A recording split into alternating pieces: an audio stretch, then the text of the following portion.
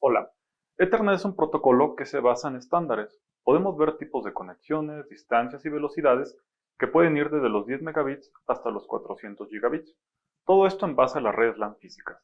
Tomando en consideración que lo que queremos es transmitir son bits, hay dos medios por los cuales podemos ayudarnos, es el cobre y la fibra. Y estos dependerán del tipo de conexión que tengan los dispositivos a conectar, los dispositivos finales. Por ejemplo, si tuviéramos la conexión RJ45, usaríamos cable UTP. Para transmitir los bits a través de un circuito eléctrico, transportaríamos por cobre. Si usáramos fibra óptica, usaríamos luz para transmitir los datos a través de las fibras. Para saber qué tipo de conexión es el más adecuado, tenemos primero que saber algunas características como tipo de conexión que tenemos en los equipos, la velocidad que queremos conseguir y la distancia que habrá entre estos dispositivos. Veamos algunos ejemplos. Vamos a ver los tipos de conexiones que tenemos en Ethernet. Por ejemplo, aquí vemos que son varios estándares. El 10 base T está definido en el 802.3 y tiene 10, que significa 10 megabits, y la base que está en cobre. Al final, la distancia que tiene son 100 metros. Si tenemos 100 base T, significa que son 100 megabits, que tienen 100 metros y también está en cobre, está definido en el estándar 802.3U. Y así sucesivamente. 1000 base T, 1000 megas, tiene 100 metros y también está en cobre. Recordemos que todo lo que está en cobre va a tener 100 metros. Cuando nosotros ya empezamos a ver distancias superiores, nos vamos a, por ejemplo, a 1000 base LX, que es la parte de fibra óptica. Aquí ya se tienen 5000 metros, tiene una capacidad de 1 giga y está definido en el estándar 802.3Z. Más adelante vamos a ver todos los estándares más a detalle.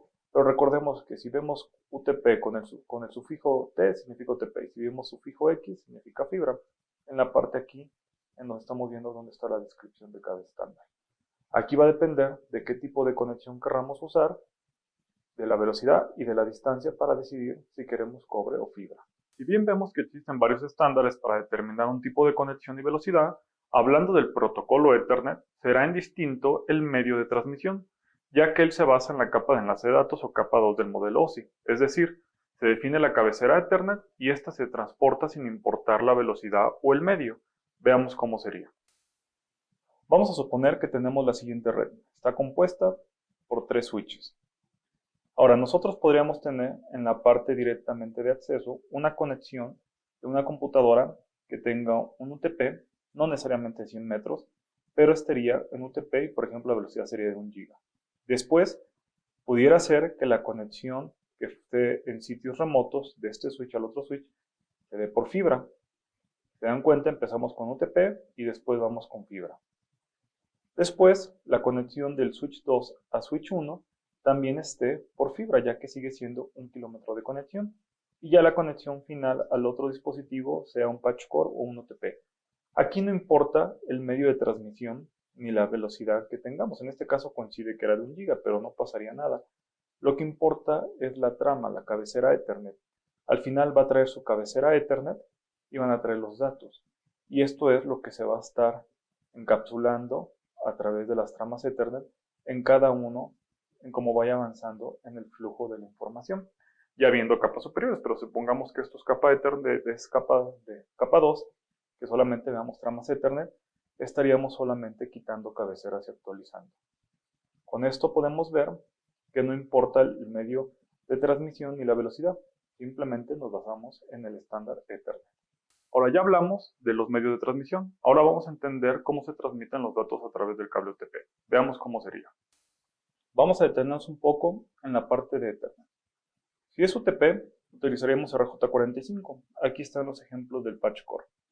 Podemos ver, entraremos ahorita más a detalle de cómo se forman los pins, pero este sería el tipo de cable, que es RJ45, es para UTP. Nosotros lo que estaríamos teniendo es que en el equipo 1 este cable estaría, por ejemplo, conectado aquí. Y en el equipo 2 tendríamos lo mismo. Tendríamos el conector del RJ45 conectado de esta forma. Y a la vez se crearía un circuito eléctrico. Todo esto está simulando el cable UTP. Y adentro tendríamos el circuito eléctrico que se tendría. Entonces, en base a un encoding scheme, se envían los datos de 0 a 1, es decir, en el sistema binario. Son pulsaciones a nivel de voltaje. Lo que hace es que el equipo las va transmitiendo y otro equipo las recibe.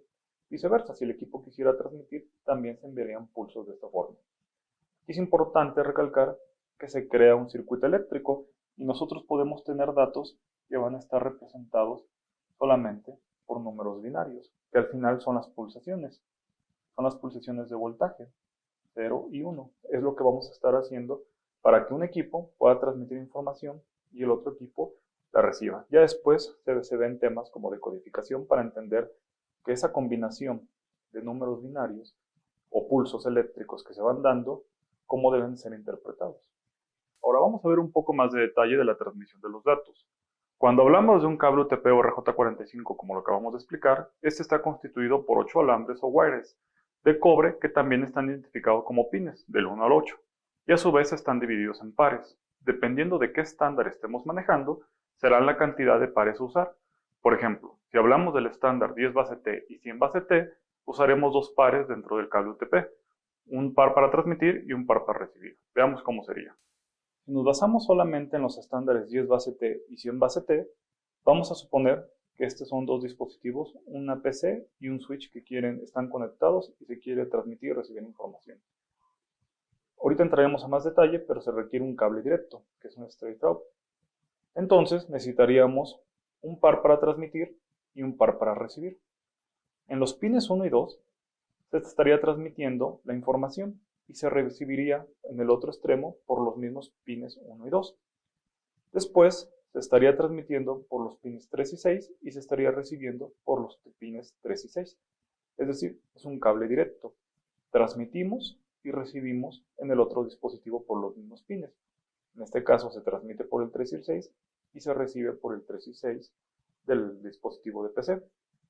Ahora, ya entraremos más a detalle, pero una PC transmite en los pines 1 y 2 y recibe en los pines 3 y 6. Un switch transmite en los pines 3 y 6 y recibe en los pines 1 y 2. Por eso se dice que ocupamos un cable directo, porque están inversos al final los pines de transmisión y recepción en estos dispositivos. 1 y 2 y 1 y 2. Aquí se transmite en una PC y en esta se recibe. Recordemos que esto solamente aplica para los estándares 10 base T y 100 base T. En el ejemplo que acabamos de ver, la conexión entre la PC y el switch se realizó con un cable directo, porque los pines por los cuales transmite la PC y el switch son distintos. Pero ¿qué pasaría si quisiéramos conectar un switch a otro switch? En ambos casos se querrá transmitir y recibir por los mismos pares de pines, o los mismos pines. Para estos casos usamos un cable cruzado, los cuales, como su nombre lo dice, cruzan las conexiones en ambos extremos. Veamos cómo sería. Ahora, vamos a ver el mismo ejemplo, 10 base T y 100 base T, pero con switches. Aquí se utiliza un cable cruzado o crossover, porque los mismos pines por donde se transmite son en ambos dispositivos y donde se recibe son los mismos en ambos dispositivos. Recordemos en el ejemplo anterior, la PC transmitía en el 1-2 y el switch transmite en los pines 3 y 6. Aquí en este caso, si este switch transmitiera en el pin 3, tendría que hacer una conexión hacia el pin 1 y del pin 6 tendría que hacer una conexión hacia el pin 2. Y del otro lado, el pin 3 cuando transmita en este dispositivo en el switch, lo tendría que hacer en el pin 1 y el pin 6 en el pin 2. Por eso dice que se cruzan, es un crossover, no es directo. En la PC, recordemos, era una conexión directa, porque transmitíamos y recibíamos por pines distintos. En este caso, como ambos dispositivos transmiten y reciben por los mismos pines, se tiene que cruzar la conexión. Ahora, siguiendo en el ejemplo de 10 base T y 100 base T, tenemos que los dispositivos que transmiten por los pines 1 y 2 y reciben por 3 y 6 son las NIC de los PCs, los routers y, por ejemplo, los access points. Y los dispositivos que transmiten por 3 y 6 y reciben por 1 y 2 son los hubs que ya nos ocupan y los switches. Entonces, si nosotros tuviéramos este estándar, 10 base T o 100 base T en nuestro UTP, tendríamos que verificar si utilizaríamos un cable directo o un cable cruzado. Lo único que tenemos que recordar es que en el cable directo, los dispositivos a conectar transmiten en diferentes pares de pines. Y en el cable cruzado, los dispositivos a conectar transmiten en el mismo par de pines, es decir, aquí tenemos que cruzar. De esta forma no hay ningún problema porque transmiten y reciben por los pines distintos los dispositivos a conectar. Si en este caso fuera una PC, nosotros utilizaríamos aquí hacia el switch un cable directo. Si nosotros hiciéramos una conexión de un PC a router, tendría que ser un cable cruzado. Si hiciéramos una conexión de un switch a un access point, podría ser un cable directo. Ahora, todo esto aplica solo para conexiones de 10 y 100 megabits. Si hablamos de 1000 base T o conexiones a 1 gigabit, difiere en lo siguiente. Primero, 1000 base T usa los 4 pares de alambre o los 4 wires. Además, usa una electrónica en donde ambos extremos pueden transmitir y recibir simultáneamente en cada par. El tema de cómo están configurados los pines lo vimos en el capítulo de capa 1 del modelo óseo. Ahora hablemos de cómo podemos usar fibra óptica para transmitir las tramas Ethernet. Dentro de una fibra usamos el vidrio o fibra de vidrio como medio para poder transmitir la luz, que al final serán los datos que estaremos transmitiendo. También tendríamos 1 y 0. Recordemos en UTP eran pulsos eléctricos, en fibra óptica es a través de la luz. Veamos cómo sería. Vamos a ver la estructura de una fibra óptica. Tiene una cubierta de plástico, un revestimiento y una parte que ya es el core, que al final es la fibra de vidrio. Hay dos formas, multimodo y monomodo. La diferencia va a ser en cómo van a estar transmitidos los ángulos de la luz y se basa principalmente en este diámetro. Este es más pequeño en una monomodo, el de la fibra óptica en sí.